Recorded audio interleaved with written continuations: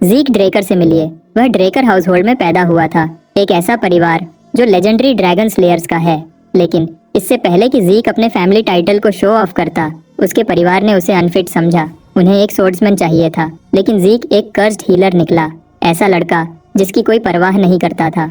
Power की तलाश में जीक कॉन्टिनेंट्स में घूमता रहा और आखिरकार एक एंशिएंट रेलिक तक पहुंचा, एक ऐसा खजाना जो खुद एम्परर की भी चाहत था। लेकिन आखिर में एम्परर के भेजे हुए सोल्जर्स ने उसे पकड़ लिया। उसकी इंजरीज इतनी सीरियस थीं कि उसकी हीलिंग मैजिक भी काम नहीं आई। लेकिन किस्मत में कुछ और ही लिखा था। उस एंशिएंट रेलिक ने एक अपग्रेड सिस्टम ट्रिगर किया जो उसे एक छोटी उम्र में वापस ले गया। इस नए एंशिएंट पावर के साथ उसका असली सफर ड्रेकर हाउसहोल्ड के ट्रेनिंग इंस्टीट्यूशन द क्रेडल में शुरू हुआ। जीक की कहानी में घुसने से पहले उसके परिवार का बैकग्राउंड समझना जरूरी है। Drucker family 3 great transcendent households में से एक है। यह शोहरत उनके एंसेस्टर तेरान ड्रेकर की वजह से है। वह हीरो जिसने हजारों साल पहले इविल ड्रैगन बहामुट को हराकर दुनिया को बचाया था। तेरान की जीत ने ड्रेकर हाउसहोल्ड की शोहरत की बुनियाद रखी। शायद अपने लिनिएज की वजह से ड्रेकर ब्लडलाइन के हर डिसेंडेंट को ऑरा का ब्लेसिंग मिला है, जिससे वे आसानी से हाई लेवल ऑरा अनलॉक कर सकते हैं और नाइट्स की तरह पावरफुल बन सकते हैं। लेकिन जीक के आने तक सब ठीक था। अपने एंसेस्टर्स से अलग वह ऑरा यूज करने की एबिलिटी के बिना पैदा हुआ, एक ऐसी कमी जिसने उसे अपने ही परिवार में यूजलेस बना दिया।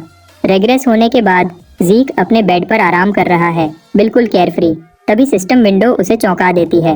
वह तुरंत हाई अलर्ट पर चला जाता है और ध्यान से सुनने लगता है। लेकिन रूम को स्कैन करने के बाद जब कोई नहीं मिलता तो वह सोचता है कि शायद उसने बस इमेजिन किया है। लेकिन फिर और कुछ सिस्टम विंडोज खुलती है। इन सिस्टम विंडोज में से एक विंडो सबसे इंटरेस्टिंग डिटेल देती है। यह अनाउंस करती है कि जीक की सोल ने एल्डर ड्रैगन की विल रिसीव की है और वह पूरी तरह से उसकी सोल का हिस्सा बन गई है। जल्द ही जीक को सिस्टम के एक हिस्से पर अथॉरिटी भी मिल जाती है।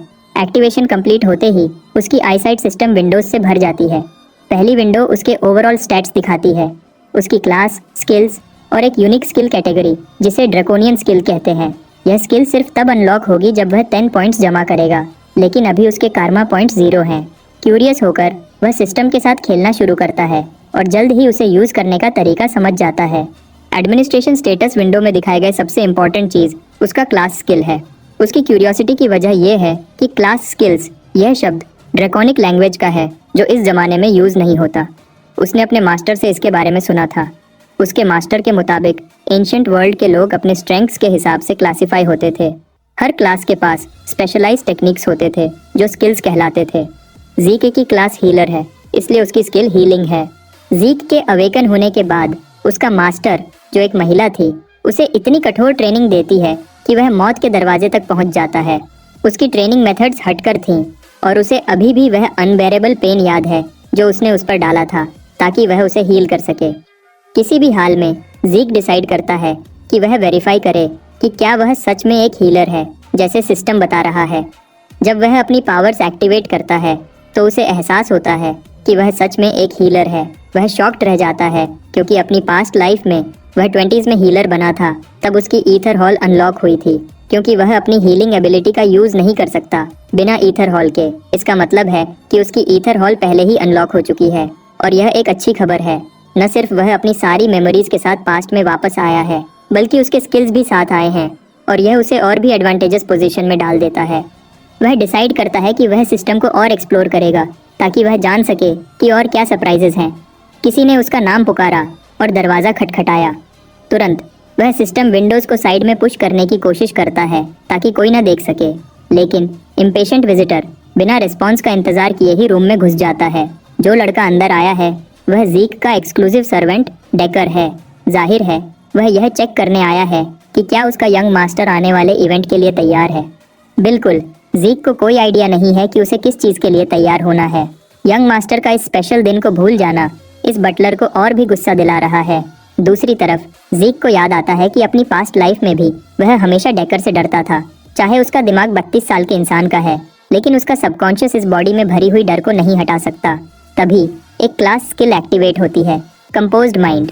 तुरंत जीक का कांपना और उसके चेहरे का डर बिल्कुल गायब हो जाता है। कंपोज्ड माइंड एक ऐसी स्किल है जो यूजर के मेंटल स्टेट को हर हाल में काम और कंपोज्ड रखती है, चाहे सिचुएशन कुछ भी हो। जीक को यह काफी आसान लगता है क्योंकि यह खुद ही एक्टिवेट हो सकती है।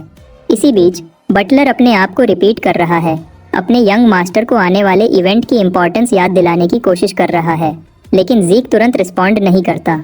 बटलर के बहुत इंसिस्ट करने के बाद जीक आखिरकार ध्यान देने लगता है और एडमिट करता है कि उसे याद है, उसे क्लियरली याद है कि इवैल्यूएशन टेस्ट, जो पैंक्रेशन के नाम से जाना जाता है, क्या होता है।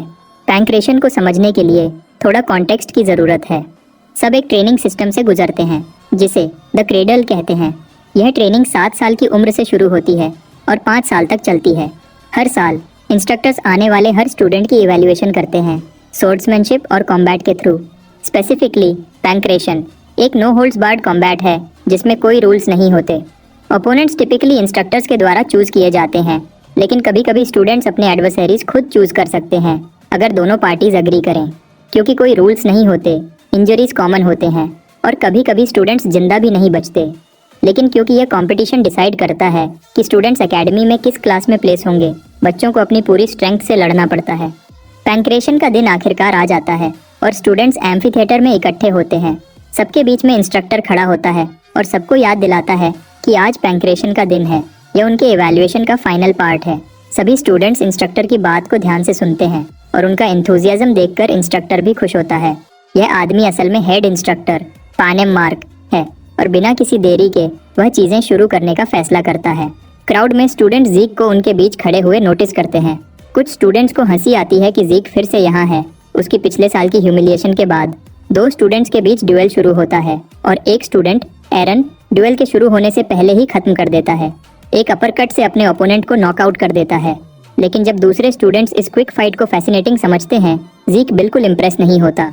उसे याद है कि जब वह छोटा था तो ऐसे फाइट से डरता था, लेकिन अपनी पास्ट लाइफ में जो उसने फेस किया उसके सामने यह कुछ भी नहीं है।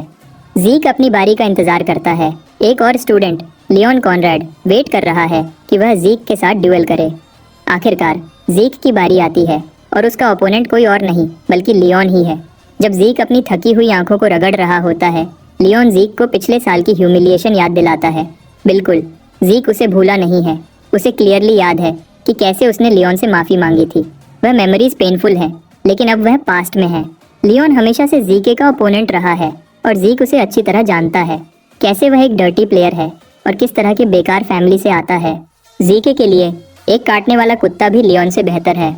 अपनी पास्ट लाइफ में जीके कभी अपने 4 सौतेले भाई बहनों से नहीं मिला, लेकिन उसके कई कजिन्स थे और उनमें से कई उसे बुली करने के लिए तैयार थे।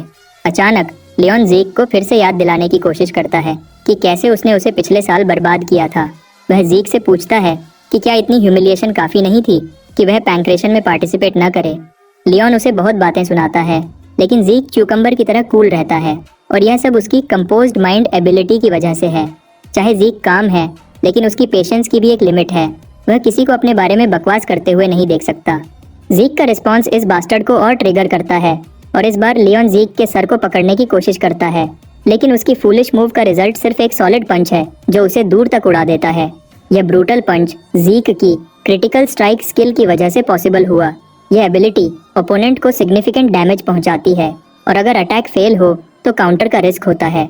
खुशकिस्मती से जीक का पंच परफेक्ट लगा और काउंटर अटैक का कोई मौका नहीं छोड़ा। दूसरी तरफ वह बास्टर्ड अपने चेहरे को दबाते हुए दर्द से तड़प रहा है।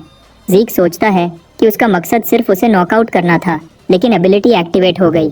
इंस्ट्रक्टर तुरंत इंजर्ड ब्रैड की देखभाल करने आता है और जीक को डांट लगाता है कि उसने मैच शुरू होने से पहले ही अटैक क्यों किया। लेकिन जीक सोचता है कि जब वह ऑलरेडी अरीना में खड़े हैं तो किसी के कमांड का इंतजार क्यों करें। पहले स्ट्राइक करने वाले को एडवांटेज मिलता है, इसलिए उसने यह मौका हाथ से जाने नहीं दिया। यह कहते वक्त उसकी किलर इंटेंट इतनी है कि इंस्ट्रक्टर भी कांपने लगता है। वहीं लियोन इंस्ट्रक्टर को अश्योर करता है कि सब फेयर है और बैटल शुरू करने को कहता है। अगर वह इस वक्त पीछे हटा तो यह उसके लिए बहुत ज़्यादा एम्बैरेसिंग होगा। इंस्ट्रक्टर के सिग्नल मिलते ही लियोन तेजी से जीक की तरफ दौड़ता है, लेकिन उसकी इस जल्दबाजी का रिजल्ट एक और पंच है जो सीधे उसके चेहरे पर लगता है। हैरानी की बात है कि यह पंच बिल्कुल दर्द नहीं देता। लियोन पहले पंच का दर्द याद करके डर गया था, लेकिन जब उसे एहसास हुआ कि यह पंच बिल्कुल दर्द नहीं दे रहा तो उसका फूलिश कॉन्फिडेंस और बढ़ गया। वह सोचता है कि अगर वह डिफेंसिव पोजीशन में रहे तो जीक उसके लिए कोई थ्रेट नहीं होगा। लियोन तुरंत नोटिस करता है कि जीक अपने लेफ्ट हैंड से काउंटर अटैक कर रहा है, इसलिए वह नीचे झुक जाता है। इस क्रिटिकल मोमेंट में वह जीक की वल्नरेबिलिटी का फायदा उठाता है और उसे पकड़कर जमीन पर धकेलने की कोशिश करता है, लेकिन अचानक लियोन को इतनी तेजी से हिट मिलता है कि हमें भी नहीं दिखा कि क्या हुआ। वह पत्ते की तरह कांपने लगता है। इंस्ट्रक्टर भी कम्प्लीटली बॉगल्ड है। वह समझ नहीं पा रहा कि उसने अभी एक 12 साल के बच्चे को वह स्लिक मूव करते हुए देखा है। जब लियोन ने जीक के काउंटर को डॉज किया और उसे नीचे धकेलने की कोशिश की, इंस्ट्रक्टर को यकीन था कि लियोन जीत जाएगा, लेकिन जीक ने लियोन की चिन पर पंच मारा और उसकी ग्रिप से बच गया। लियोन की गलती है कि उसने अपना गार्ड नीचे कर लिया, या सोचकर कि उसने जीक को पकड़ लिया है, लेकिन जीक क्यूकम्बर की तरह कूल रहता है। इस एग्जैक्ट और इफेक्टिव डैमेज के लिए जो कंसंट्रेशन और प्रिसीजन चाहिए वह एक फीट है। इंस्ट्रक्टर सोच रहा है कि क्या यह सच में वही जीक ड्रेकर है जिसे वह जानता था। दूसरी तरफ वह ब्रैटी बास्टर्ड उस ब्रूटल पंच के बाद बिल्कुल बिखर गया है।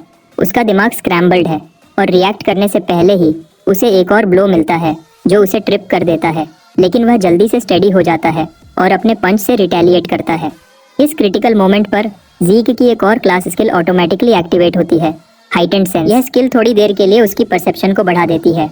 इस स्किल की मदद से जीक पंच को 960 फ्रेम्स पर सेकंड में स्लो मो में देख सकता है, जिससे उसे डॉज करना आसान हो जाता है। पंच के गुजरने के बाद जीक लियोन की आर्म को पकड़ता है और उसे जमीन पर गिरा देता है। अटैक इतना पावरफुल होता है कि जमीन के नीचे का हिस्सा भी टूट जाता है। एक और स्किल एक्टिवेट होती है, प्रिसाइज स्टैब, जो जीक को लियोन के वीक पॉइंट्स को टारगेट करने में मदद करती है ताकि क्रिटिकल डैमेज हो सके। लियोन को जमीन पर पिन करने के बाद जीक पंच करने के लिए तैयार हो जाता है। बेचारा लियोन उसे रुकने की भीख मांगता है, लेकिन जीक फिर भी पंच मारता है जो सीधे उसके चेहरे पर लगता है। इस बेरहमी से इंस्ट्रक्टर के साथ साथ देखने वाले लोग भी सरप्राइज हो जाते हैं। फाइनल हिट बहुत सेटिस्फाइंग लगता है और इस छोटे से बैटल के बाद जीके को एक सुकून का एहसास होता है। वह खुश है कि इस शो के बाद उसके दूसरे कजिन्स भी उसे परेशान करने से पहले 2 बार सोचेंगे, लेकिन अगर वह कुछ भी करने की हिम्मत करेंगे तो जीक उन्हें हमेशा के लिए चुप करवा देगा। लेकिन लगता है कि यह सब इन बास्टर्ड्स में डर पैदा करने के लिए काफी नहीं था। एक बेवकूफ जेकेन जीक को चैलेंज करता है और उसे अपना पैंक्रेशन ओपोनेंट चूज करता है। जीक को कोई फर्क नहीं पड़ता। उसे लगता है कि अगर जेकेन अकेला आएगा तो वह बोर हो जाएगा, इसलिए वह जेकेन को सुझाव देता है कि वह कुछ और स्टूडेंट्स को साथ ले आए ताकि चीजें और इंटरेस्टिंग हो जाएं। जीक एक और स्टूडेंट लियम स्टोन को कॉल करता है और सजेस्ट करता है कि वह जेकेन के साथ आए। जाहिर है लियम सिर्फ जेकेन का चमचा है। यह सजेशन जेकेन के लिए एक मुंह पर थप्पड़ जैसा है। यह आइडिया कि उसे जीक जैसे वीक से लड़ने के लिए किसी की मदद की जरूरत है वह बर्दाश्त नहीं कर सकता, लेकिन जीक उसके बटन्स पुश करता रहता है जो इस ट्रैश को और गुस्सा दिला देता है। जेकेन अब जीक की कुत्ताई करने का वेट कर रहा है। जब दोनों कंटेस्टेंट्स अरीना में खड़े होते हैं, इंस्ट्रक्टर इस बार जीक को वार्न करता है कि कमांड से पहले मूव न करे, लेकिन लगता है कि जेकेन अपने सर्वेंट को साथ ले आया है जो जीक को और खुश कर देता है। आखिरकार जीक की पास्ट लाइफ में लियम एक एक्सेप्शनल फाइटर की रेपुटेशन रखता था और उसने मर्सिनरी किंग का टाइटल भी हासिल किया था। जेकेन का सर्वेंट होने के नाते लियम क्रेडल एकेडमी में शामिल हुआ था, लेकिन एक दूर का रिश्तेदार होने की वजह से उसकी एजुकेशन को नज़रअंदाज किया गया। उसने हायर एजुकेशन के लिए एकेडमी में एडमिशन लेने की पूरी कोशिश की, लेकिन आखिरकार एक छोटे से नेशन बरान के नाइट ऑर्डर में शामिल हो गया। जब बैरन आखिरकार गिरा तो लियम एक मर्सनरी बन गया। उस कठिन समय में स्ट्रॉन्ग लोग अपने साथ फॉलोअर्स को अट्रैक्ट करते थे। अपने लंबे कार्यकाल के साथ लियम एक रेड नाइट के रूप में प्रोमिनेंस तक पहुंचा और आखिरकार स्टोन मर्सनरीज की बुनियाद रखी। उसने 3 सबसे बड़े मर्सनरी ग्रुप्स को यूनाइट किया और मर्सनरी किंग का टाइटल हासिल किया। जब एम्पायर ने स्टोन मर्सनरीज को हायर किया तो लियम कॉन्टिनेंटल वॉर्स में शामिल हुआ, जहां जीक और नॉर्दर्नर्स ने उसे एक पावरफुल एनिमी के रूप में सामना किया। लेकिन इस बार जीक ने अपने लिए एक बिल्कुल अलग फ्यूचर बनाने का फैसला कर लिया है। जब इंस्ट्रक्टर सिग्नल देता है, जेकेन कॉन्फिडेंटली आगे बढ़ता है और एक पंच मारता है जो हवा के करंट्स को डिस्टर्ब कर देता है, लेकिन जीक बिना देखे उस पंच को पकड़कर ब्लॉक कर देता है जैसे कुछ हुआ ही नहीं हो। जेकेन तुरंत जीक का हाथ दूर फेंकता है और अपने किक से सामना करता है, लेकिन यह किक उसके लिए बैकफायर हो जाती है। जब उसका किक कनेक्ट होता है तो उसे बहुत दर्द महसूस होता है।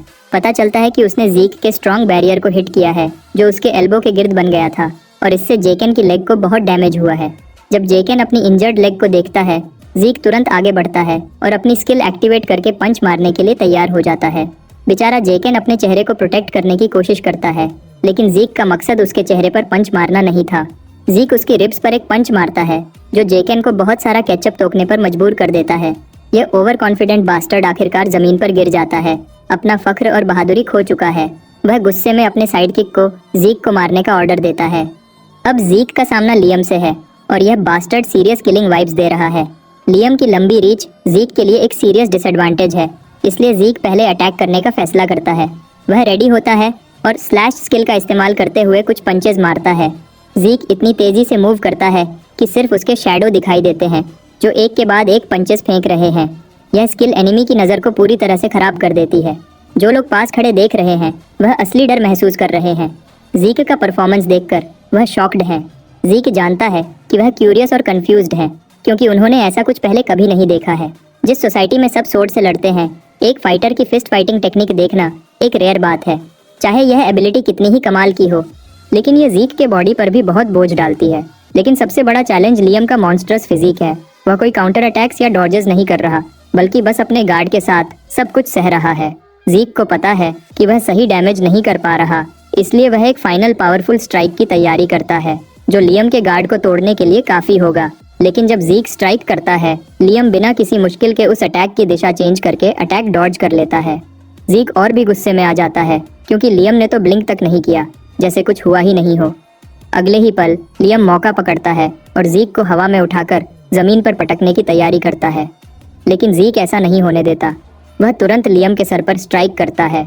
उसकी class skill heightened sense activate हो जाती है और इस एडवांटेज का इस्तेमाल करके वह लियम को डेडली नेक होल्ड में लॉक कर लेता है, जिससे लियम की ऑक्सीजन सप्लाई कट हो जाती है। चाहे लियम का बॉडी कितना भी स्ट्रांग हो, ऑक्सीजन के बिना उसका दिमाग पावरलेस हो जाता है। लेकिन लगता है कि जीक ने खुद को ओवर एस्टिमेट कर लिया। लियम हार नहीं मानता और इसका सामना करता है और एक के बाद एक पावरफुल ब्लोज मारता है। एक के बाद एक पंचेस की वजह से जीक ब्लड तोकने पर मजबूर हो जाता है। लेकिन आखिरकार लियम की बॉडी साथ छोड़ने लगती है। उसकी स्ट्रेंथ कम हो जाती है और वह ऑक्सीजन की कमी से बेहोश हो जाता है। लोग बैटल को देखकर हैरान रह जाते हैं, लेकिन उनमें से एक पर्टिकुलर स्टूडेंट है जो परेशान होने की बजाय एक्साइटेड महसूस कर रहे हैं और जीक से लड़ने का इंतजार नहीं कर पा रहा। पैंक्रेशन का दिन खत्म होने के बाद जीक अपने क्वार्टर्स में वापस आता है, जहां उसका सर्वेंट उसका हाल पूछता है। उसने सुना है कि जीक मैचेस में बहुत जख्मी हो गया था। जीक कहता है कि वह बिल्कुल ठीक है, लेकिन बटलर इंसिस्ट करता है कि वह उसकी पल्स चेक करे ताकि वेरीफाई हो सके कि सब कुछ सही है। जीक समझ जाता है कि ओल्ड मैन सिर्फ यह देखना चाहता है कि क्या उसने अपना ऑरा अवेकन कर लिया है। आखिरकार जीक अपना हाथ सर्वेंट की तरफ बढ़ाता है, जो तुरंत ब्लू एनर्जी को उसके हाथ से जीक में भेज देता है। यह ब्लू एनर्जी देखकर जीक रुककर सोचता है कि क्या उसका सर्वेंट सच में एक ब्लू नाइट है। ऐसा इसलिए क्योंकि जब किसी का ऑरा चेक किया जाता है तो लोग आमतौर पर डांटियन चेक करते हैं। ऑरा को किसी और की बॉडी में डालना अपने आप में मुश्किल है, लेकिन इस ओल्ड मैन का इतना प्रिसाइज कंट्रोल होना बताता है कि वह एक ब्लू नाइट है। जाहिर है सभी नाइट्स एक जैसे नहीं होते। उन्हें उनकी मार्शल प्रावेस टेक्निक्स और ऑरा मैनिपुलेशन प्रोफिशिएंसी के हिसाब से क्लासिफाई किया जाता है। व्हाइट स्वॉर्ड्समैन नोविस लेवल है और ब्लेसिंग से पहले सभी बच्चे व्हाइट स्वॉर्ड्समैन होते हैं। येलो स्वॉर्ड्समैन वह लेवल है जो आप तब हासिल करते हैं जब आपका ऑरा अवेकन हो जाता है और आपका डांटियन ओपन हो जाता है। क्रेडल के सभी ट्रेनीज ब्लेसिंग के बाद येलो स्वॉर्ड्समैन बन जाते हैं। जब आप ऑरा को फ्रीली कंट्रोल करना सीख जाते हैं तो आप नाइट का टाइटल हासिल करते हैं। पर्पल नाइट लेवल वह है जब आप अपने सोर्ड को ऑरा से रीइंफोर्स कर सकते हैं, जबकि ब्लू नाइट लेवल वह है जब आप खुद ऑरा ब्लेड बना सकते हैं। इससे आगे वे लोग अपनी लिमिट्स से आगे बढ़ चुके हैं। वे रेड नाइट कहलाते हैं, जैसे मर्सनरी किंग लियम और जीक ने अपनी रिग्रेशन से पहले हासिल किया था। फिर ब्लैक नाइट है, लेकिन पूरे कॉन्टिनेंट में सिर्फ कुछ ही ऐसे मॉन्स्टर्स होते हैं। इस सब के बावजूद जीक सोचता है कि उसका सर्वेंट, जो क्लियरली कमांडर बनने लायक है, कैसे उसका बेबी सिटर बन गया। लेकिन जीक को पूरा यकीन है कि यह आदमी उसकी ईथर का पता नहीं लगा सकता, जो सिर्फ दुनिया के 2 लोग ही यूज कर सकते हैं। आखिरकार ओल्ड मैन अपनी एग्जामिनेशन खत्म करता है और एक फर्म टोन में अपने यंग मास्टर से पूछता है कि क्या वह कुछ छुपा रहा है। जीक कूल बने रहता है और ऐसा दिखाता है कि वह कुछ नहीं जानता और बटलर से पूछता है, क्या तुम कुछ जानते हो? बटलर रिपोर्ट करता है कि जीक का रिक्वेस्ट किया हुआ ट्रेनिंग रूम पहले ही तैयार है। जीक इस बात से खुश होकर ओल्ड मैन को आराम करने के लिए भेज देता है। जब जीक अकेला चलता है तो उसे एक डर है कि शायद बटलर को उस पर नजर रखने के लिए भेजा गया है। इससे बचने के लिए वह फैसला करता है कि बटलर को अपने पास ही रखेगा, ताकि वह उस ओल्ड मैन को मैनिपुलेट कर सके और जरूरी इन्फॉर्मेशन निकाल सके। जीक को अभी यह भी समझना है कि किसने बटलर को उस पर नजर रखने का ऑर्डर दिया है। उसे पता है कि उसकी माँ की तरफ से कोई ऐसा नहीं करेगा, इसलिए यह काम सिर्फ उसके सौतेले भाई बहनों का हो सकता है। जब जीक पर्सनल ट्रेनिंग रूम में एंटर होता है तो वह वहाँ की लग्जरी देखकर दंग रह जाता है। यह उस घर की शान को और भी बढ़ा देता है। ट्रेनिंग शुरू करने से पहले वह सिस्टम को चेक करने का फैसला करता है। सिस्टम पैनल उसके सामने आता है और वह देखता है कि उसकी स्लैश स्किल प्रोफिशिएंसी 10% तक पहुंच चुकी है। उसे समझ नहीं आता कि यह कैसे हुआ, लेकिन वह अंदाजा लगाता है कि शायद स्किल्स को बार बार यूज करने से वे लेवल अप हो जाती है। स्लैश स्किल नेचुरली एक्टिवेट होती है उसके एक्शंस के हिसाब से और उसे कुछ खास करने की जरूरत नहीं है। वह समझ पाता है कि अगर वह कुछ नया सीखेगा तो वह भी यहाँ स्किल के रूप में ऐड हो सकता है। वह अभी भी कंफ्यूज्ड है कि स्किल और क्लास स्किल में क्या फर्क है, लेकिन वह देखता है कि दोनों एक ही तरह एक्टिवेट होते हैं। आखिर में ड्रैकोनियन स्किल है, लेकिन वह अभी यूज नहीं की जा सकती क्योंकि इसे अनलॉक करने के लिए 10 पॉइंट्स चाहिए। वह उस ऑप्शन को प्रेस करता है और नेक्स्ट सिस्टम विंडो उसे बताती है कि वह मॉन्स्टर्स को मारकर कर्मा पॉइंट्स हासिल कर सकता है, जो अभी उसके पास 0 हैं। मॉन्स्टर्स की बात करें तो ज़ीक सोचता है कि डंजन्स में बहुत सारे मॉन्स्टर्स होते हैं, लेकिन उन तक पहुंचने के लिए उसे कम से कम पर्पल नाइट लेवल करना होगा। अभी के लिए उसे यह बात समझ नहीं आ रही कि वह पास्ट में कैसे वापस आया और यह सिस्टम क्या है, और यह भी कि स्किल्स और क्लास स्किल्स में क्या फ़र्क है। उसकी सिक्स्थ सेंस कहती है कि शायद यह सब उस एंशिएंट रेलिक से जुड़ा है, लेकिन वह पक्का नहीं है क्योंकि उसके पास इतनी इन्फॉर्मेशन नहीं है कि सब कुछ जोड़ सके। जो भी हो, वह अपनी सोर्ड उठाता है और फैसला करता है कि वह अपनी पूरी स्ट्रेंथ का इस्तेमाल करेगा ताकि और स्ट्रांग बन सके, चाहे वह सिस्टम हो या ड्रेकर लिनिएज। इस दुनिया में 2 पावर्स जानी जाती हैं, एक नाइट्स का ऑरा और दूसरा मेजेस का माना। नाइट्स अपनी ऑरा को डांटियन में रीइंफोर्स करते हैं, जबकि मेजेस अपनी माना को सर्कल्स के थ्रू रिफाइन करते हैं। ये दोनों पावर्स अलग हैं, मतलब अगर किसी ने एक पावर अवेकन कर ली तो वह दूसरी नहीं कर सकता।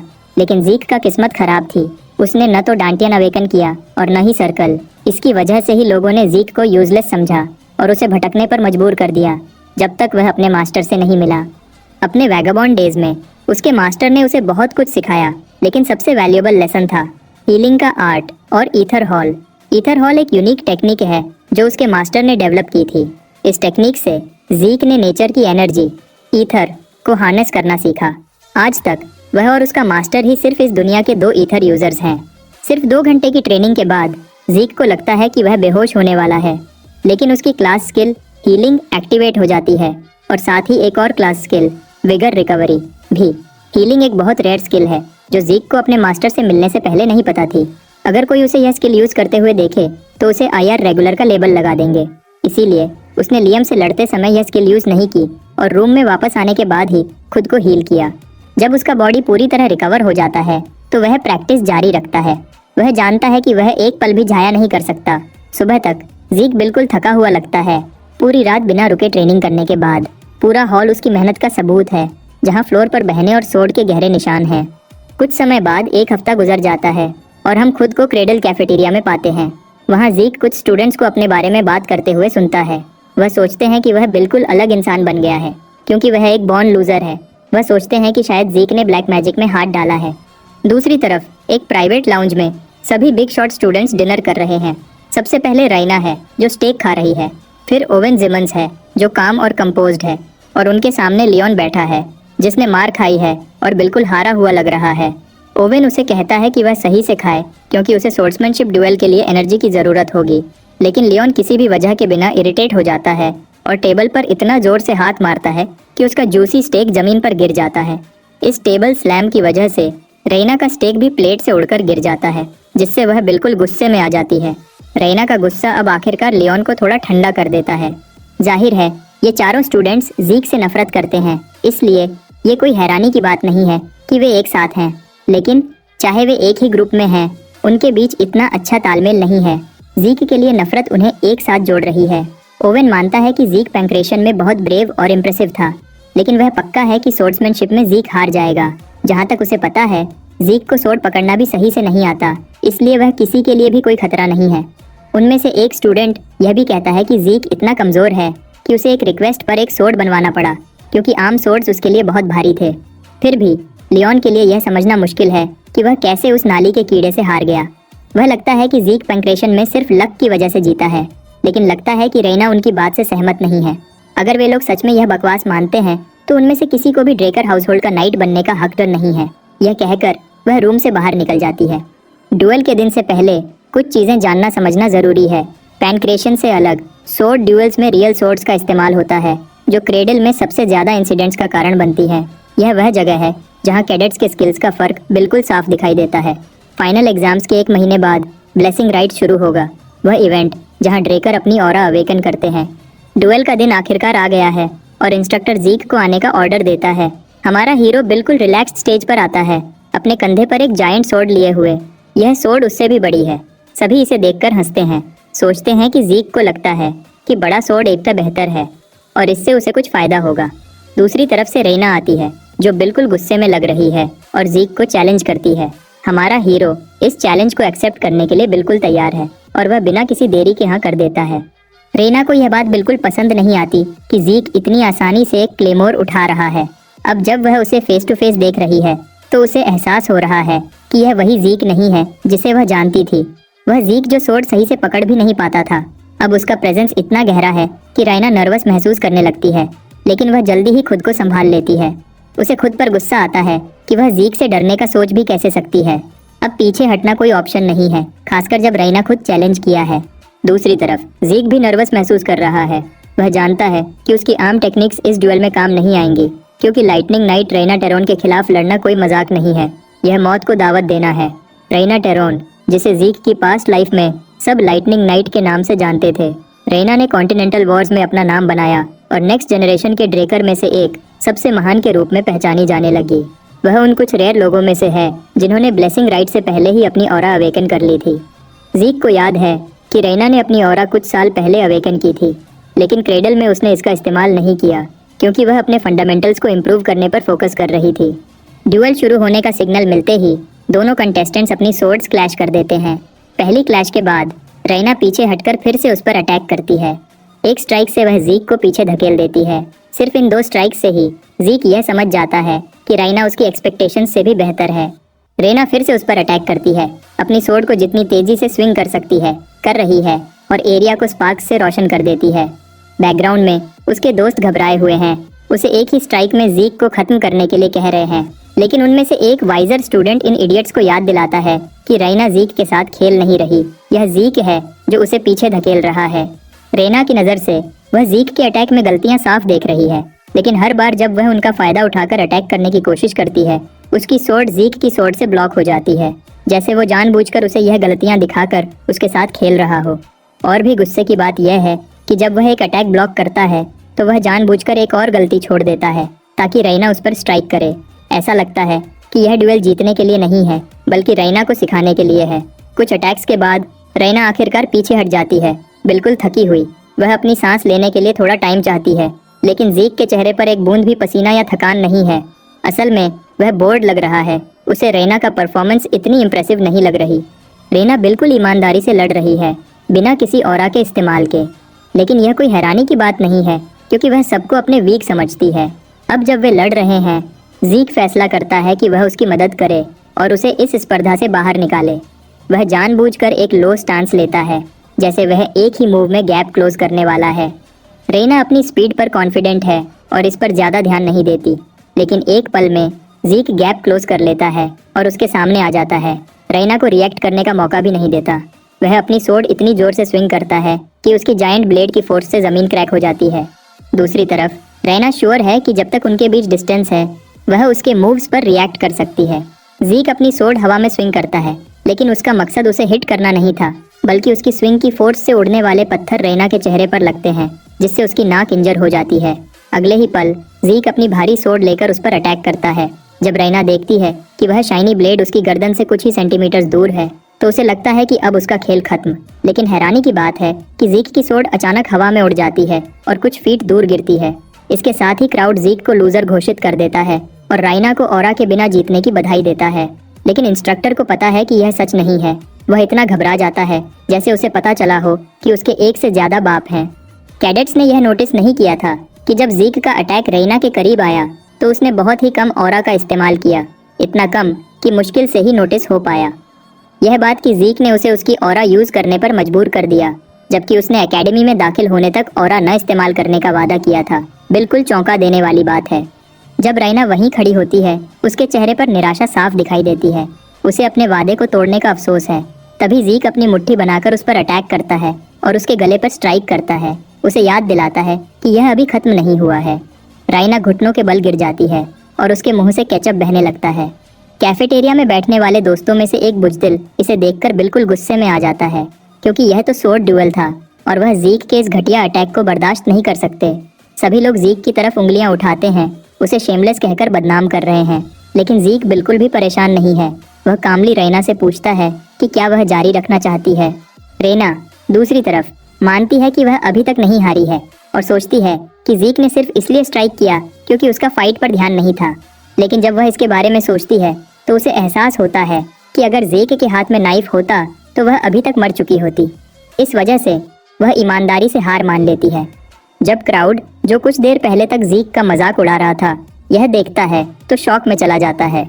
जीक ड्रेकर, जिसे कुछ दिन पहले तक ह्यूमन स्कम का लेबल दिया गया था, अब फेमस हाउसेस के सबसे टैलेंटेड बच्चों में से एक है। यह बात कि रैना टुन, द लाइटनिंग नाइट, हार गई, सभी के लिए बिल्कुल विश्वास के काबिल नहीं है।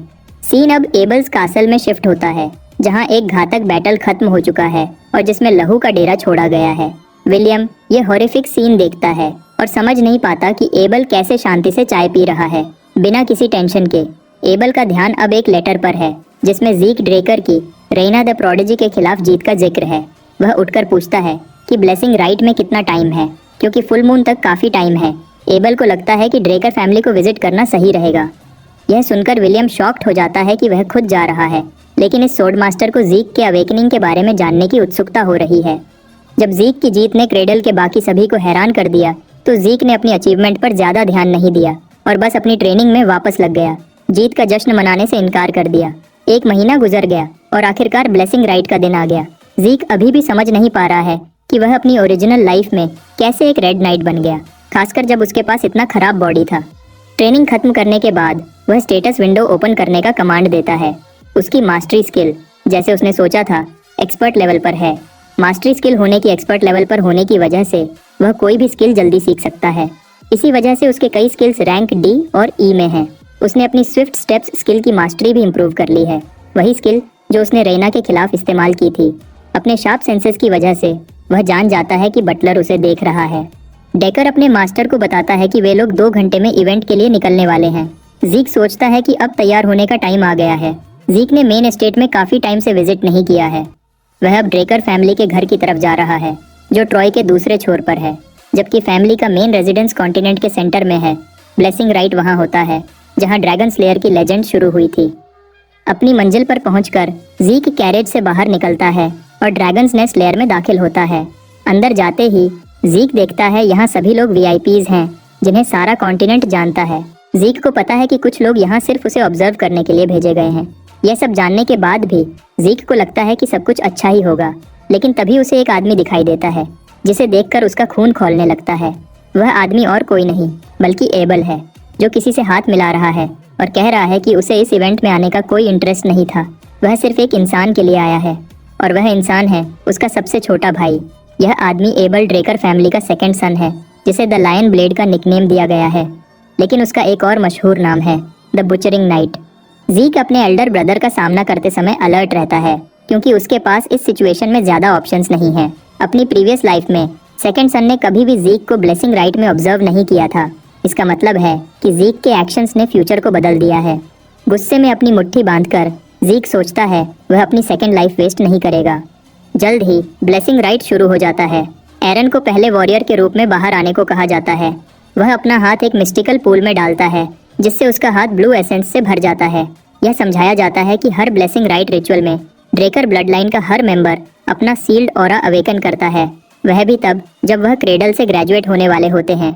यह 12 साल की उम्र में होता है और एरन अभी इसका पहला उदाहरण बन चुका है, जहां आम नाइट्स जो 20 साल की उम्र के बाद ऑरा अवेकन करते हैं। यह प्रोसेस ड्रेकर फैमिली के लिए 12 साल की उम्र में शुरू हो जाता है। कुछ लोगों में जब वे ऑरा अवेकन करते हैं, वे ऑरा के साथ ड्रैगन स्लेयर का एक खास स्किल भी अवेकन कर सकते हैं, जिसे माना इनहिबिशन कहते हैं। इंटरेस्टिंग बात यह है कि माना लैंप्स हार्शली रिएक्ट कर रहे हैं और रेड स्पार्क्स निकल रहे हैं। जो लोग माना इनहिबिशन हासिल करते हैं वे रेड और ब्लैक नाइट्स के बराबर स्ट्रांग बन सकते हैं। इसे प्योर ब्लड अवेकनिंग कहते हैं। माना इनहिबिशन ट्रेट की वजह से कैंडिडेट्स को फैमिली के बनाए हुए स्पेशल ग्लव्स पहनने पड़ते हैं, वरना वे एक रेगुलर लाइफ एंजॉय नहीं कर सकते। रैना, जो पहले ही अवेकनिंग प्रोसेस से गुजर चुकी है, ये स्पेशल ग्लव्स पहनती है। जब कोई प्योर ब्लड होने का साबित कर देता है तो उसे ड्रेकर नाम दिया जाता है और उसे मनी सपोर्ट और बहुत सारे बेनिफिट्स दिए जाते हैं। लोग बड़बड़ाने लगते हैं जब आखिरकार वह कैंडिडेट स्टेज पर आता है जिसका सबको इंतजार था।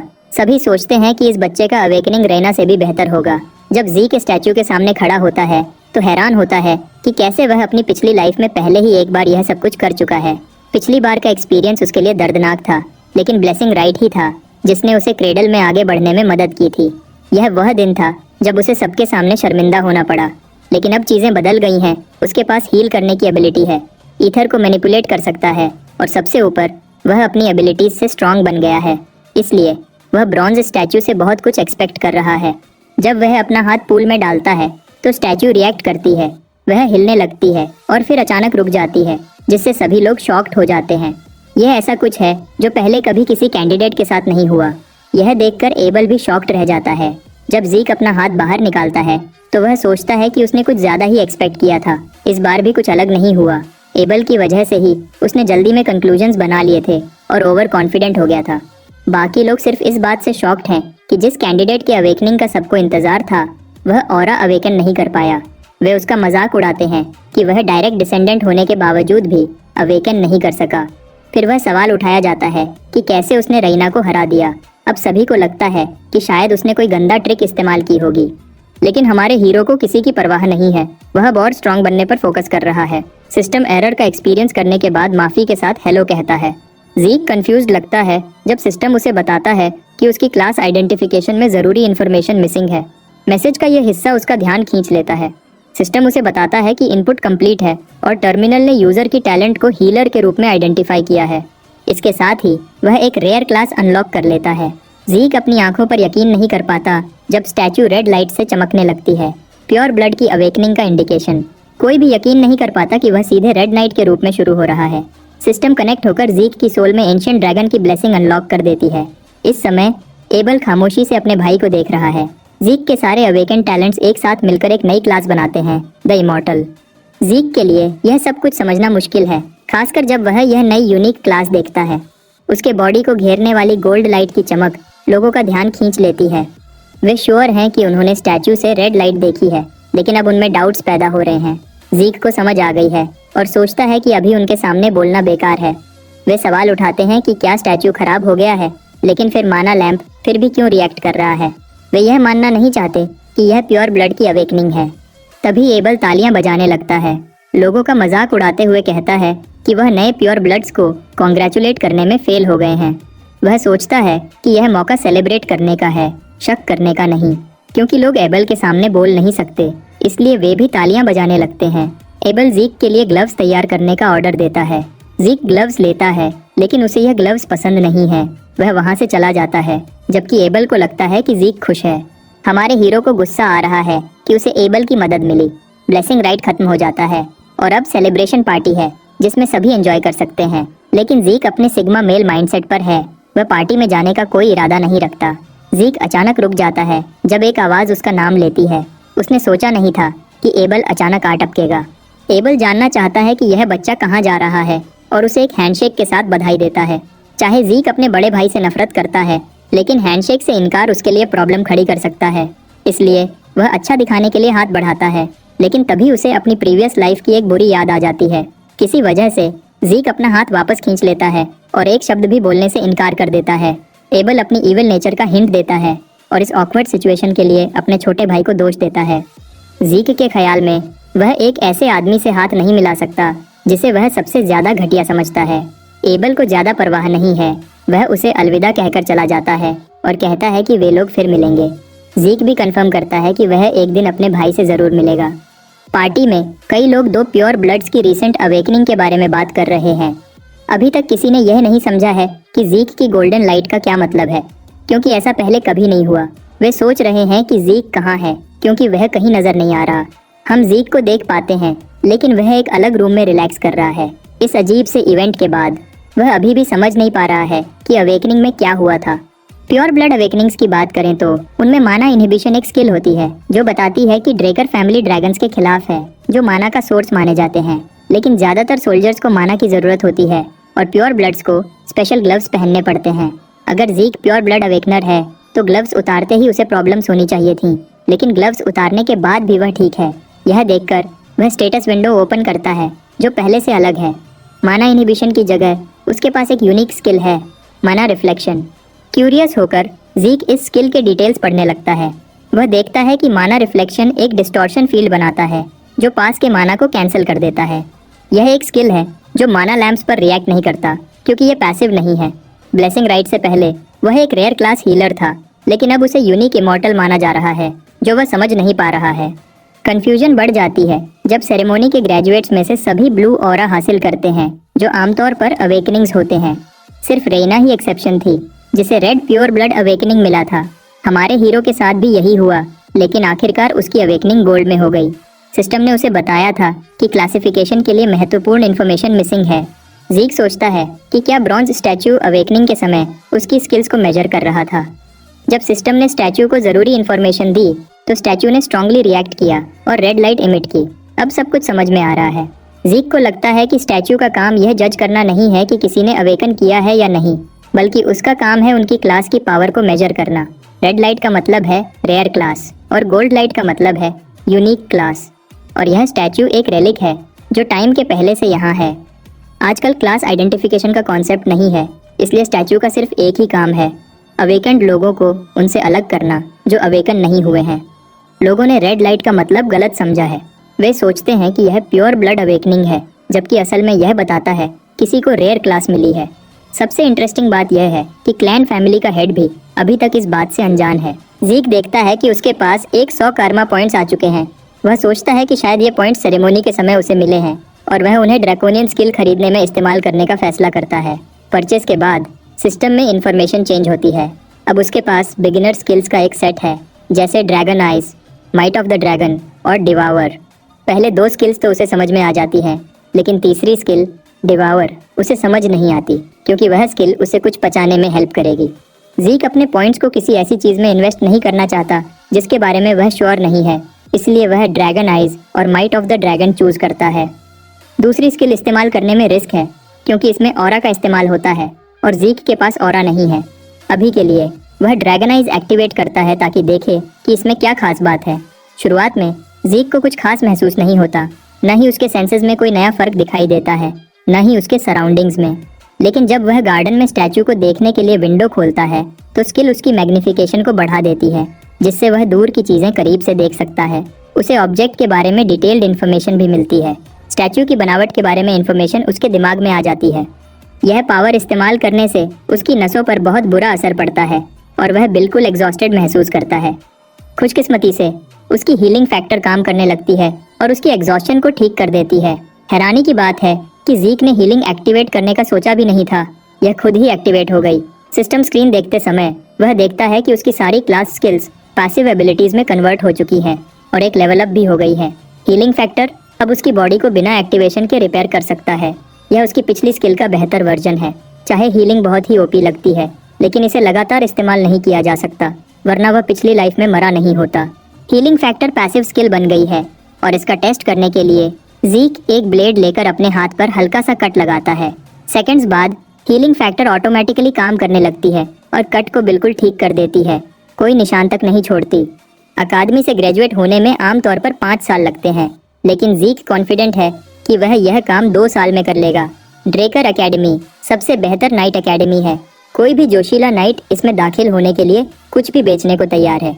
यह एकेडमी ट्रॉय सिटी के सेंटर में है, जो हर नए सेमेस्टर के साथ नई जिंदगी से भर जाती है। जब ज़ीक दूसरे स्टूडेंट्स के बीच चल रहा होता है तो वह देखता है कि हायर रैंक्ड स्टूडेंट्स नाइट से कम नहीं हैं। अगर इन लोगों का क्रेडल के स्टूडेंट्स से कंपैरिजन करें तो वे सिर्फ ग्रेट फैमिलीज के बच्चे लगते हैं। ज़ीक सोचता है कि उसकी पूरी फैमिली बिखरी हुई है। ड्रेकर फैमिली को सपोर्ट करने वाली 3 ग्रेट ब्रांच फैमिलीज हैं, जिन्हें ग्रेट फैमिलीज कहते हैं। पहली है टन ऑफ स्ट्रेंथ, जिसका हिस्सा रेना है। दूसरी है जिमन्स ऑफ विजडम और तीसरी है वीसी फैमिली ऑफ गोल्ड। इन तीनों फैमिलीज के बच्चे भी यहाँ हैं, लेकिन ज़ीक उनके बारे में एक सेकंड भी सोचने को तैयार नहीं है। सीन अब high class dormitory platinum mention में शिफ्ट होता है। यह हाई क्लास डॉर्मेट्री एक ट्रेनिंग हॉल, एक बड़ी लाइब्रेरी और यहाँ हर तरह के प्रीमियम फैसिलिटीज मौजूद हैं। सबसे बेहतर प्योर ब्लड अवेकनर्स को एक एडिशनल प्रिविलेज मिलता है, फ्लोर मास्टर का टाइटल। यह फ्लोर प्लैटिनम फ्लोर के नाम से जाना जाता है। एक मेड हमारे हीरो का स्वागत करती है और उसे उसके असाइंड फ्लोर तक ले जाया जाता है, जहाँ बाकी लोग इंतजार कर रहे हैं। यहाँ पहुँचकर ज़ीक इतने सारे लोग देखकर थका हुआ महसूस करता है। उसे बताया जाता है कि डेकर दूसरे रूम में उसका इंतजार कर रहा है। जीक टाइम बर्बाद किए बिना उसे मिलने चला जाता है। बटलर अपने मास्टर को कुछ दिखाना चाहता है। वह उसे प्रीमियम ग्लव्स दिखाता है जो उसने अवेकनिंग के समय हासिल किए थे। जीक के पास पहले से ही नए ग्लव्स हैं, लेकिन अब उसकी नज़र एक नई सोर्ड पर है। वह अपनी ब्लेड चूज करता है और बटलर बिना सवाल जवाब के उसे सपोर्ट करता है। ट्रॉय का दूसरा हिस्सा पहाड़ियों के करीब है, इसलिए यहाँ अच्छे आयरन और स्किल्ड क्राफ्ट्समैन की कमी नहीं है जो एलमनाई की पावर को बढ़ा देते हैं। डेकर यंग मास्टर के लिए एक क्राफ्ट्समैन ढूंढना चाहता है, लेकिन जीक अपने लिए ब्लैकस्मिथ खुद ढूंढने जाएगा। गैलन हेल्बर्ट का नाम बटलर ने पहले कभी नहीं सुना है। वह उन्हें पर्सनली देखना चाहता है और वह इस आदमी से कांटेक्ट करके अपॉइंटमेंट फिक्स कराएगा। साथ ही वह जीक को याद दिलाता है कि कल उसकी पहली क्लास शुरू होने से पहले डॉक्यूमेंट्स को एक बार देख ले। बाद में जीक नोट्स पढ़ रहा होता है जब उसे एक इंटरेस्टिंग चीज नजर आती है। प्लैटिनम फ्लोर उसके लिए रिजर्व है। अब वह अपनी नई ड्रैकोनियन स्किल्स टेस्ट करके उसे डेवलप कर सकेगा। एक मेड यंग मास्टर को बताती है कि रैना ने उसे डिनर का इनविटेशन भेजा है। जीक सुनकर शॉक्ड हो जाता है और विजिट करने का फैसला करता है। वह उसके फ्लोर पर पहुंचता है और थोड़ा हैरान होता है क्योंकि रैना वहां कोई अजीब सी गेम खेल रही है। वह उसका स्वागत करती है और यूनिक डिनर सेटिंग के लिए माफी मांगती है। जीक को कोई एतराज नहीं है और वह अपनी सीट पर बैठ जाता है। वे दोनों पहले खाना खाते हैं और फिर बात करते हैं। टेबल के सामने बैठी राइना को ऑब्जर्व करते हुए जीक समझ जाता है कि वह अपनी पेट में ऑरा का इस्तेमाल कर रही है और वह भी इस मुकाम पर जब हम एक कैजुअल डिनर कर रहे हैं। वह सोचता है कि शायद वह पर्पल नाइट बनने की कोशिश कर रही है, जो एक्सप्लेन कर सकता है कि उसकी सोर्ड स्किल्स अपनी लिमिट तक क्यों पहुंच चुकी हैं। ऐसा करके वह अपना पोटेंशियल वेस्ट कर रही है। डिनर खत्म करने के बाद जीक एग्जॉस्टेड और सरप्राइज्ड होता है क्योंकि रैना ने उससे ज़्यादा खाना खाया है। जब दोनों का पेट भर जाता है तो रैना बात के असल मुद्दे पर आना चाहती है। वह जीक को टून फैमिली का फुल सपोर्ट ऑफर करती है। जीक सोचता है कि यह कोई गलतफहमी है और उसे याद दिलाता है कि हम दोनों प्योर ब्लड अवेकनर्स हैं। रैना जवाब देती है कि वह गलत है। प्योर ब्लड्स होने के नाते उन्हें कई प्रिविलेजेस मिलते हैं। प्लैटिनम फ्लोर भी उन्हीं में शामिल है, लेकिन ग्रोथ करने के लिए उन्हें रिसोर्सेज नहीं मिलते। रेना जीके को टून फैमिली का सपोर्ट लेने की ऑफर देती है। रेना अपनी बात दोबारा कहती है, लेकिन हमारे हीरो का मूड उसकी फीलिंग्स के साथ खेलने का है। वह नो कह देता है, जिससे रेना शॉक्ड हो जाती है। वह समझ नहीं पा रही कि वह यह डील क्यों नहीं मान रहा है। इसमें जीक का ही फायदा है।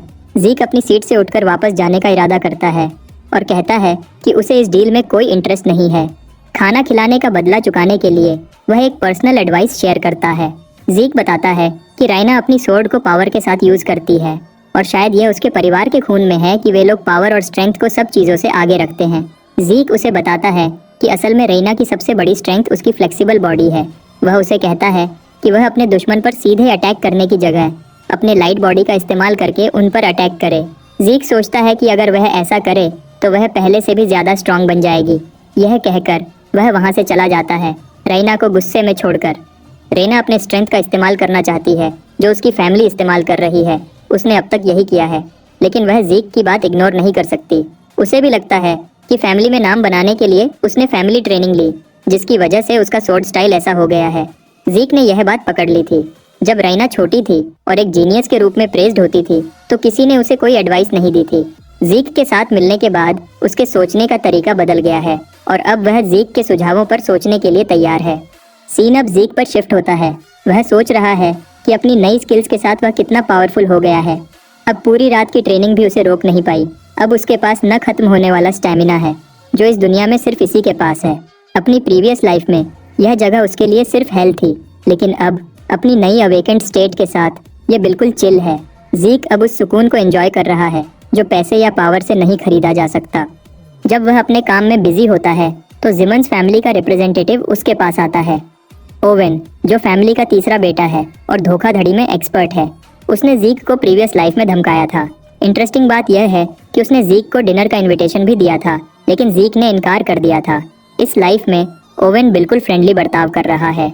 जीक समझ जाता है कि जिमन्स फैमिली का रिप्रेजेंटेटिव किस इनविटेशन लेटर की बात कर रहा है।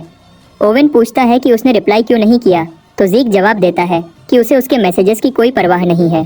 जीक का यह बेइज्जती भरा जवाब ओवेन के दोस्त का ध्यान खींच लेता है, जो सोचता है कि यह लड़का एक पोलाइट इनविटेशन के बदले इतना बुरा बर्ताव क्यों कर रहा है। जीक उससे कार्ड खींच लेता है, लेकिन जीक को पार्टी में जाने में बिल्कुल इंटरेस्ट नहीं है। वह वहाँ से चला जाता है, यह समझकर कि जिमन्स फैमिली का रिप्रेजेंटेटिव ओवेन का चमचा बनने की कोशिश कर रहा है। अचानक से यह बास्टर्ड हिम्मत दिखाता है और जीक पर अटैक कर देता है। जीक अटैक ब्लॉक कर लेता है, जबकि उसने उसके पेट पर ऑरा से वार किया। द डर्बन रॉजवेल अपना नाम चिल्लाता है और कहता है कि वह सबसे बड़ा नाइट है, शायद यह सबसे बड़ा बेवकूफ़ है। हमारा छोटा ड्रेकर उसकी छोटी सी स्पीच पर हंसते हुए कहता है कि यह आदमी तो नाइट भी नहीं है, वह तो सिर्फ एक कैडेट है। जीक तेजी से आगे बढ़ता है और इस आदमी के पेट पर एक मुक्का मारता है जो माइक टाइसन का मुकाबला कर सकता है। यह उसे जमीन पर गिरा देता है, जबकि जीक खुशी से जिमन्स फैमिली के अगले बंदे को चैलेंज करता है कि वह भी आकर उसके मुकाबले का मजा चखे। ओवेन उसके करीब आता है और कहता है कि जीक को अपनी स्ट्रेंथ पर बहुत घमंड है और वह इस बात से इम्प्रेस नहीं हुआ। ग्रुप जीक को अकेला छोड़कर चला जाता है। जीक उन्हें सिर्फ एक सर्कस के जोकर समझता है। चलो जरा ड्रेकर एकेडमी के अंदर की बात करते हैं। यह 2 क्लासेस में बंटा हुआ है। पहला है नॉर्मल क्लास, जहां उनको पढ़ाया जाता है जिनके अंदर टैलेंट की कमी होती है। वह क्लास मेहनत और डिसिप्लिन से चलती है। दूसरी स्पेशल क्लास है जहां कुछ खास कैडेट्स बेसिक सब्जेक्ट्स के अलावा अपने सब्जेक्ट्स चूज कर सकते हैं। इस एकेडमी में टॉप के लोग और एलीट्स स्पेशल क्लास में जमा होते हैं। इसीलिए जीक को भी उम्मीद थी कि यहाँ कुछ खास लोग होंगे, लेकिन उसको सब वही पुराने लोग दिखे जिन्हें वह क्रेडल से जानता था। वह मजाक भी करता है कि यह स्पेशल क्लास नहीं बल्कि क्रेडल क्लास है। क्लास शुरू होती है और इंस्ट्रक्टर पोडियम पर एक खास आदमी को इंट्रोड्यूस करते हैं। यह मिस्टीरियस आदमी कभी 20 साल पहले एम्पायर का कमांडर इन चीफ था और यह वही आदमी है जिसने एम्पायर पर हुए अटैक को अपनी कमाल की स्ट्रेटेजी से रोका था।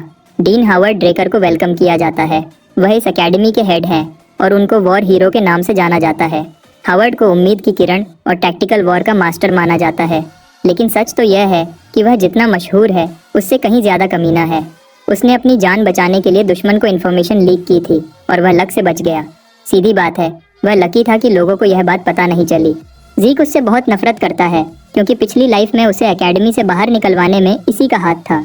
कहीं जाने को नहीं था तो जीक ट्रॉय के जंगल में भटक रहा था। वहां उसे स्लेव ट्रेडर्स ने पकड़ लिया और सदर्न कार्टेल को बेच दिया। इस आदमी का वजूद जीक की जिंदगी के एक दर्दनाक लम्हे से जुड़ा हुआ है और वह इस मोटे गाजर से अपना बदला जरूर लेगा। डीन की स्पीच खत्म होती है और टीचर क्लास शुरू करते हैं। कैडेट्स को ट्रेनिंग के लिए अरीना में जाने को कहा जाता है। अरीना में जीक हैरान है कि उसे ड्रैगन स्लेइंग की बेसिक्स सीखनी पड़ रही है। अपनी पिछली जिंदगी में वह ऑरा यूज नहीं कर पाता था और 2 साल बर्बाद कर दिए थे, जबकि नॉर्मल इंसान को 3 महीने लगते हैं। इंस्ट्रक्टर स्टूडेंट्स को वेलकम करता है और अपना नाम रोज नाइट आंड्रे ड्रेकर बताता है। वह उन्हें ड्रैगन स्लेइंग की बेसिक्स सिखाएगा। स्टूडेंट्स थोड़े से घबराए हुए हैं क्योंकि वे इस बंदे के बारे में कुछ नहीं जानते। जीक को नाम सुनकर याद आता है। एंड्रे प्योर ब्लड अवेकनर नहीं है, फिर भी वह एकेडमी से जल्दी ग्रेजुएट हो गया था और वालहाला से वैलेडिक्टोरियन बना था। वह ड्रेकर फैमिली से भी नहीं है, लेकिन उसका टैलेंट इतना कमाल का है कि उसने ड्रेकर फैमिली का नाम हासिल कर लिया। यह वह बंदा है जिसके बारे में तुम्हारी गर्लफ्रेंड कहती है कि टेंशन लेने की कोई बात नहीं। जीक मानता है कि स्पेशल क्लास के टीचर्स सब अलग लेवल के हैं, लेकिन यह बंदा अपनी खराब बर्ताव के लिए मशहूर है। आंड्रे उन्हें डेमोन्स्ट्रेशन देता है और कहता है कि चुप रहो ताकि वह क्लास शुरू कर सके। वह कैडेट्स को अपनी तलवारें निकालने को कहता है।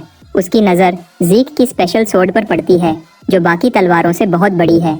जीक दिखाता है कि इस सोर्ड को चलाना उसके लिए कितना आसान है। आंद्रे उसे गुस्से में अरीना में आने को कहता है और सोचता है यह लड़का ओवर कॉन्फिडेंट हो रहा है, अपने से बड़ी तलवार लेकर आया है। लेकिन यह तो टिपिकल टीचर वाली बात है और जीक ने जानबूझकर यह तलवार नहीं उठाई। अपनी प्रीवियस लाइफ में भी वह ऐसी ही तलवार यूज करता था। वह अकड़ कर बोला, मैं इस वेपन से इंस्ट्रक्टर को हरा सकता हूँ। यह सुनकर आंड्रे को गुस्सा आ गया। सीन इतना टेंस हो गया कि जीक के सिस्टम ने मेंटल डिफेंस स्किल एक्टिवेट कर दी ताकि वह सिचुएशन हैंडल कर सके। आंड्रे भी रेडी हो गए, अपनी तलवार निकालने लगा ताकि इस लड़के को दिखा सके कि बातों में और करने में फर्क होता है। लेकिन जीक तो यही चाहता था। इंस्ट्रक्टर जीक की जीत के लिए एक कंडीशन रखता है, वह लड़के के घमंडी वर्ड्स को इग्नोर करेगा और उसे अपनी क्लास में कुछ भी करने की इजाजत देगा। इंस्ट्रक्टर यह भी कहता है कि वह इजी जाएगा और अपनी ऑरा भी यूज नहीं करेगा, लेकिन यह तो बिल्कुल जीक के एडवांटेज में खेल रहा है। वह अपनी एबिलिटी पर इतना कॉन्फिडेंट है कि वह आंड्रे को हरा सकता है क्योंकि उसे उसकी वीकनेस का पता है। लेकिन क्योंकि उसका भाई उसे देख रहा है, जीक अननेसेसरी अटेंशन लेने का रिस्क नहीं लेना चाहता। इसलिए उसका स्ट्रैटेजी है कि आंड्रे के यूनिफॉर्म को थोड़ा सा काट दे और फिर हार मान ले। फाइट शुरू होती है जब जीक अपने टीचर की गर्दन पर वार करता है, लेकिन आंड्रे अपने ब्लू नाइट स्किल्स दिखाते हुए उसके स्ट्राइक को डिफ्लेक्ट कर देता है। फाइट टफ होने वाली है और जीक को यह पता है। वह हर तरफ से अटैक करता है, लेकिन हर बार उसका टीचर क्विक रिएक्शन टाइम के साथ उसके सारे अटैक्स को डिफ्लेक्ट कर देता है। बाकी कैडेट्स देखकर हैरान होते हैं कि नाइट इतने ब्रिलियंट तरीके से जीक के अटैक्स को 30 मिनट तक हैंडल कर रहा है। इंटरेस्टिंग बात, आंड्रे अपनी ब्लेड को हिलाते हुए और बॉडी को थकता हुआ महसूस करता है। वह समझ नहीं पाता कि यह लड़का इतना एग्जॉस्टेड होने के बाद भी कैसे इतना स्ट्रांग परफॉर्म कर रहा है। फाइट अब आंड्रे के लिए डिफिकल्ट होती जा रही है। यह दिखाता है कि ड्रेकर फैमिली के प्योर ब्लड अवेकनर्स कितने काबिल हैं और उन्हें किसी और के साथ कंपेयर नहीं किया जा सकता। ज़ीक अपने टीचर के कम स्टैमिना का फायदा उठा रहा है। ऑरा की बात करें तो ड्रेकर फैमिली का ऑरा कल्टीवेशन अपनी यूनिकनेस के लिए जाना जाता है। वे लोग ट्रेनिंग हो या रोज के काम हर समय अपना ऑरा ट्रेन करते रहते हैं। यह सांस लेने की तरह आसान बन जाता है। अब जब आंड्रे अपना ऑरा यूज नहीं कर रहा तो वह खुद को कमजोर फील कर रहा है। यही बात ज़ीक के लिए फायदेमंद है। आंड्रे एक और बार ज़ीक की ब्लेड को डिफ्लेक्ट करता है, लेकिन ज़ीक हार नहीं मानता। उसका ईगो डिमांड करता है कि उसका ओपोनेंट ऑरा यूज करने पर मजबूर हो। ज़ीक अपना स्ट्रैटेजी बदलता है ताकि आंड्रे अपना ऑरा यूज करे। वह ग्राउंड से जंप करके स्विफ्ट स्टेप स्किल एक्टिवेट करता है और आंड्रे के ब्लाइंड स्पॉट से लाइटनिंग फास्ट स्पीड से अटैक करता है। आंड्रे को समझ नहीं आ रही होती और ज़ीक क्रिटिकल स्ट्राइक एक्टिवेट करता है। अपनी सारी पावर एक अटैक में डाल देता है। आंड्रे हैरान रह जाता है कि एक कैडेट इतना एडवांस्ड स्किल कैसे यूज कर सकता है। जब वह ज़ीक की तरफ मुड़ता है तो वह अपने लेग में थोड़ी सी ऑरा डालकर अटैक डॉज कर लेता है। फिर कुछ देर बिना वेट किए आंड्रे स्काई स्लाइस एक्टिवेट करता है और ज़ीक को उड़ा देता है। यह इतना पावरफुल अटैक था कि ज़ीक की स्वॉर्ड डैमेज हो जाती है और वह इतना इंजर्ड हो जाता है कि उसका हीलिंग फैक्टर एक्टिवेट हो जाता है। ज़ीक अरीना में गिर जाता है जबकि आंड्रे अपनी स्वॉर्ड शीथ करके गुस्से में जाने लगता है। आंड्रे अनाउंस करता है कि अब से ज़ीक की क्लास ले या न ले उसकी चॉइस है। फिर वह पूछता है कि क्या कोई और है जो यह ट्राई करना चाहता है, क्योंकि सब ज़ीके के साथ जो हुआ देखकर इतने डर गए हैं कि कोई आवाज तक नहीं उठाता। उसके गुस्से से सब इतने डर गए हैं कि कोई मुकाबला करने की हिम्मत नहीं दिखाता। इसके बाद क्लास दोबारा शुरू हो जाती है, लेकिन हमारा हीरो ज़ीक हॉस्पिटल के बेड पर चिल कर रहा होता है और अपने परफॉर्मेंस को लेकर खुश हो रहा है। उसका ओरिजिनल प्लान जो आंड्रे का यूनिफॉर्म काटने का था वेस्ट हो गया, लेकिन उसने आंड्रे को ऑरा यूज करने पर मजबूर कर दिया। यह एक अच्छा रिजल्ट था क्योंकि उसने अपने टीचर को फाइट में टांग दिया था। लेकिन आंड्रे का आखिरी अटैक जो स्काई स्लाइस था वह ड्रैगन स्लेइंग आर्ट्स का सबसे बेसिक मूव है। स्काई स्लाइस एक बेसिक टेक्निक है, लेकिन जब एक ब्लू नाइट इसे यूज करता है तो यह बहुत पावरफुल बन जाती है। उसे अपनी इन्फिनिट स्टैमिना और हीलिंग पर भरोसा है, लेकिन वह जानता है कि सिर्फ ये दोनों चीजें काफी नहीं हैं। अगर उसे आज़ादी से जीना है तो और स्ट्रांग बनना होगा। वह ऐसी पावर चाहता है जिसके सामने कोई न टिक पाए। जब वह सोच में डूबा हुआ है तब एक अजनबी उसे मिलने आता है। ज़ीक हैरान रह जाता है क्योंकि हॉस्पिटल वार्ड में एक शराबी आखिरी चीज है जो वह देखना चाहता है। वह इस आदमी की प्रेजेंस को सेंस नहीं कर पाया। यह आदमी ड्रेकर फैमिली के पेट्रियार्क के बारे में कुछ बुरी बातें बोलता है। ज़ीक पूछने की कोशिश करता है यह आदमी कौन है, लेकिन यह शराबी खाने पीने में बिजी है। यह आदमी ज़ीक की रिजेनरेटिव एबिलिटीज के बारे में पूछना चाहता है क्योंकि वह एक सीरियस अटैक से कैसे बच गया। सिस्टम सिचुएशन के हिसाब से मेंटल डिफेंस एक्टिवेट कर देता है। ज़ीक इसे कुछ भी नहीं बताता क्योंकि वह जानता है कि एकेडमी में कोई भी उसकी हीलिंग स्किल के बारे में नहीं जानता। जब ज़ीक ऐसा दिखाता है कि वह कुछ नहीं जानता तो यह बात उस आदमी को अच्छी नहीं लगती और वह उससे सच उगलवाने के लिए उस पर अटैक कर देता है। ज़ीक उसके पाम स्ट्राइक को डॉज कर लेता है जो इतना शार्प है कि बेड काट देता है। ज़ीक सोचता है कि क्या यह आदमी कोई असैसिन है। वह बेडशीट का इस्तेमाल करके इस पागल को अंधा कर देता है। वह अपने सारे स्किल्स एक्टिवेट करके अटैक करने के लिए तैयार हो जाता है, लेकिन यह आदमी जो अब अंधा हो चुका है आसानी से ज़ीक की ब्लेड पकड़ लेता है और उसकी एबिलिटी की तारीफ करता है कि वह जल्दी सीख लेता है। ज़ीक घबराकर पीछे भागता है और सोचता है कि इसका मतलब क्या है। जब यह आदमी उसे सोल्जर कहकर बुलाता है तो ज़ीक को लगता है कि यह मिस्टीरियस आदमी उसके पास्ट के बारे में कुछ जानता है। एक ड्रेकर होने के बावजूद ज़ीक अपनी सोर्ड छोड़कर अपनी जान बचाने के लिए भागता है। असल में यह आदमी ज़ीक को नाइट बनने की बजाय एक सोल्जर बनने का सुझाव देना चाहता है। यह आदमी मानता है कि ज़ीक एक नाइट बनने के बजाय एक सोल्जर बनने के लिए ज़्यादा सूटेड है। हमारा हीरो आखिरकार उसकी बातों को समझ लेता है और उस मिस्टीरियस आदमी से जो फीलिंग आती है ज़ीक समझ जाता है कि यह आदमी कौन है। उन दोनों के बीच का पावर गैप इतना बड़ा है कि वह आदमी अगर चाहे तो ज़ीक को आसानी से मार सकता है। ज़ीक को लगता है यह आदमी शायद एक रेड नाइट के लेवल का है। वह आदमी ज़ीक की बड़ी सोर्ड को देखकर कहता है कि आखिर वह अपने से बड़ी सोर्ड क्यों यूज कर रहा है। वह सोचता है कि ज़ीक जिसमें इतना इंसेन टैलेंट है वह ऐसा वेपन यूज करके अपना पोटेंशियल वेस्ट कर रहा है। ज़ीक को यह कंफर्म हो जाता है कि यह आदमी पावरफुल पर्सन है, लेकिन अचानक ही आंड्रे आ जाता है और वह उस मिस्टीरियस आदमी को ढूंढ रहा होता है। ज़ीक ये सुनकर शॉक हो जाता है जब आंड्रे उस मिस्टीरियस आदमी को गार्डन कीपर डेक्स्टर बुलाता है। ज़ीक को यकीन नहीं होता जबकि डेक्स्टर पूछता है कि आंड्रे ने उसे कैसे ढूंढा। आंड्रे को याद आता है कि उसने डेक्स्टर को ट्रेनिंग रूम में पहले देखा था। वह ज़ीक को ऑर्डर देता है कि अगर उसकी इंजरीज हील हो चुकी हैं तो वह यहाँ से चला जाए। हमारा हीरो इस अजीब सिचुएशन से निकलने की कोशिश करता है, लेकिन डेक्स्टर उसे रोक देता है और कहता है कि अगर वह कुछ यूजफुल सीखना चाहता है तो एकेडमी के वेस्टर्न ग्रीन हाउस में आ सकता है। एक सेकंड के लिए शांति छा जाती है, लेकिन फिर ज़ीक इस ऑफर को मना करके जाने लगता है। डेक्स्टर को गुस्सा आता है और फिर ज़ीक के फादर की याद आती है जो ऐसे ही बिहेव करता था। क्योंकि ज़ीक अब एक गलेबल बच्चा नहीं है, वह जल्दी ही समझ जाता है कि अगर द गार्डनर इतनी आसानी से आर्थर पेट्रियार्क का नाम ले सकता है तो वह जरूर वही इंसान है जिसने अपनी पूरी जिंदगी में सिर्फ एंड्रे को ही स्टूडेंट बनाया है। Duke Draker, the Gale Knight, यह वही है जो मार्शल फोर्स यूज कर सकता है। यह पागल आदमी एक टाइम पर पूरे किंगडम के खिलाफ अकेला लड़ चुका है, फिर वह अचानक गायब हो गया था जब सब उसकी बातें कर रहे थे। ज़ीक ने कभी नहीं सोचा था कि वह एकेडमी में इतनी शांत जिंदगी जी रहा होगा। वह सोचता है कि शायद आंड्रे भी यहाँ डेक्स्टर की वजह से आया है। वह सोचता है कि क्या डेक्स्टर को ड्यूक का टाइटल